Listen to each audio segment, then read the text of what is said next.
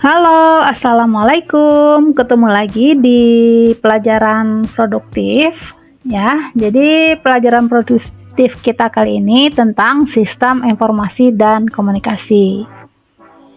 Nah, baik, untuk lebih jelasnya, mari kita ikuti video selengkapnya. Di sini kita akan membahas tentang apa itu komunikasi. Nah, komunikasi adalah proses penyampaian informasi dari suatu individu atau ke pihak tertentu, bisa secara langsung ataupun tidak langsung. Nah, jadi komunikasi itu adalah proses penyampaian informasi kepada suatu pihak atau melalui dari individu, itu baik secara langsung ataupun tidak langsung.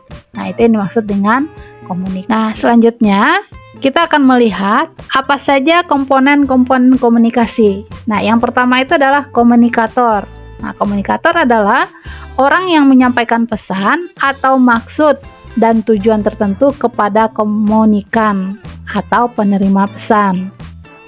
Yang kedua, komunikan adalah orang yang menerima pesan dari komunikator. Jadi komunikator itu adalah orang yang menyampaikan pesan, komunikan adalah orang yang menerima pesan. Terus komponen yang ketiga, pesan. Pesan adalah sesuatu yang ingin disampaikan. Nah, yang keempat, media. Media adalah alat penghubung atau sarana dalam penyampaian pesan. Nah, selanjutnya adalah feedback, adalah umpan balik atau respon dari komunikan. Nah, yang terakhir adalah efek. Efek adalah akibat atau pengaruh yang ditimbulkan dari komunikan setelah menerima pesan. Nah, maksudnya itu adalah setelah komunikan menerima pesan, jadi ada efeknya atau ada pengaruhnya. Mungkin dari berita yang bahagia, jadi akan terlihat kebahagiaan, atau mungkin pesannya yang berupa sedih, nah jadi akan terlihat dari gimana bentuk wajah dari si komunikan setelah menerima pesan. Selanjutnya, nah yang dimaksud dengan sistem komunikasi itu apa ya? Nah, jadi sistem komunikasi adalah suatu rangkaian yang terdiri dari pesan dan informasi yang dikirim melalui beberapa media. Nah, jadi sistem komunikasi itu adalah komunikasi yang disampaikan kepada komunikan melalui beberapa media. Mungkin bisa melalui surat, bisa melalui televisi, telepon, dan lain sebagainya. Nah, selanjutnya kita lihat macam-macam komunikasi ya. Yang pertama adalah komunikasi lisan atau disebut juga dengan verbal. Nah, kalau komunikasi verbal itu adalah komunikasi yang dilakukan dengan berbicara atau dengan isyarat ya, jadi secara lisan. Nah, yang kedua, komunikasi nonverbal adalah penggunaan bahasa tubuh, gerak tubuh, dan ekspresi wajah untuk menyampaikan informasi kepada orang lain. Nah, contohnya mungkin bisa seperti kita memberikan senyuman atau gerakan tangan atau kedipan mata ya. Nah, itu adalah komunikasi nonverbal. Yang ketiga, komunikasi tertulis.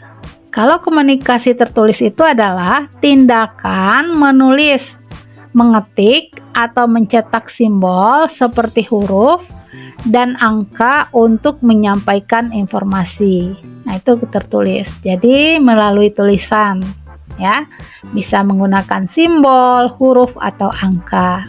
Nah, macam komunikasi yang keempat itu adalah komunikasi visual. Kalau komunikasi visual adalah tindakan menggunakan foto, seni, gambar, sketsa, bagan, dan grafik untuk menyampaikan informasi. Nah, itu kalau melalui visual. Nah, jadi bisa menggunakan gambar atau sketsa ya. Nah, itu disebut dengan komunikasi visual. Nah, selanjutnya kita lihat apa tujuan komunikasi. Yang pertama adalah memastikan informasi atau pesan dari komunikator dapat dimengerti oleh orang lain atau komunikan.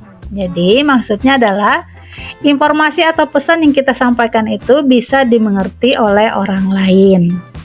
Yang kedua, dengan adanya interaksi dan komunikasi, maka setiap orang dapat saling mengenali dan memahami satu sama lain.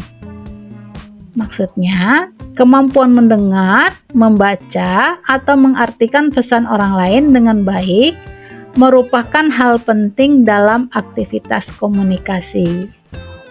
Yang ketiga, agar pendapat diterima oleh orang lain, maksudnya itu adalah komunikasi secara persuasif.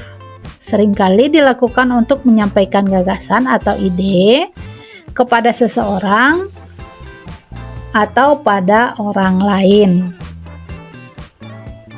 Selanjutnya, kita lihat lagi apa itu fungsi komunikasi. Fungsi komunikasi yang pertama adalah sebagai alat kendali. Jadi komunikasi itu bisa digunakan sebagai alat kendali. Ya, maksudnya itu adalah pengendalian perasaan ya atau apa yang ingin disampaikan.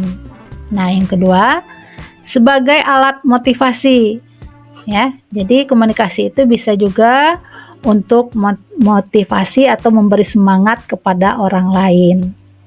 Yang tiga, sebagai ungkapan emosional. Nah, emosional itu bisa berupa ungkapan senang, kegembiraan, atau perasaan, atau kemarahan ya. Nah, yang terakhir adalah sebagai alat komunikasi. Nah, jadi ada 4 fungsi komunikasi. Sebelum pembelajaran berakhir, di sini ada kuis atau pertanyaan. Silahkan dibaca, dipahami apa yang dimaksud dengan soal. Terus jawab atau tulis jawabannya langsung di kolom komentar. Jangan lupa tulis nama dan kelasnya. Nah, terima kasih bagi yang sudah mengikuti pembelajaran hari ini.